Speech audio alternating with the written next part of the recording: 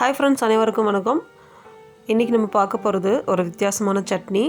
இந்த சுண்டக்காய் வந்து எப்போவுமே கிடைக்காது. கிடைக்கிற சீசனில் இந்த மாதிரி சட்னி செஞ்சு பாருங்கள், ரொம்பவே டேஸ்ட்டாக இருக்கும். ஸோ வாங்க, ஒரு வாணலியில் எண்ணெய் ஊற்றிருக்கேன். கடுகு சேர்த்துக்கலாம்.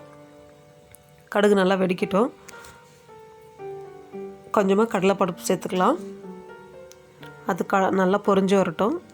நம்ம சுண்டைக்காயை நசுக்கி உள்ளே இருக்கிற விதையை நீக்கி வச்சுருக்குறோம். நல்லா கழுவிட்டு ஒரு 4-5 தடவை அதை சேர்த்துட்டு நல்லா எண்ணெயிலே கொஞ்சம் நல்லா வறுபடட்டும்.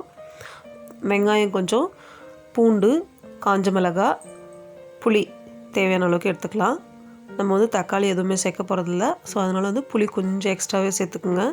கொஞ்சம் நல்லா டேஸ்ட் நல்லாயிருக்கும். புளியும் காரமும் நல்லா சேர்ந்து சூப்பராக இருக்கும். ஸோ இது வதக்கிட்டதுக்கப்புறமா கொஞ்சமாக தேங்காய் துருவல் சேர்த்துக்கலாம். தேங்காய் துருவல் சேர்த்துட்டு அதையும் கொஞ்சம் நல்லா வதக்கி விட்டுக்கலாம்.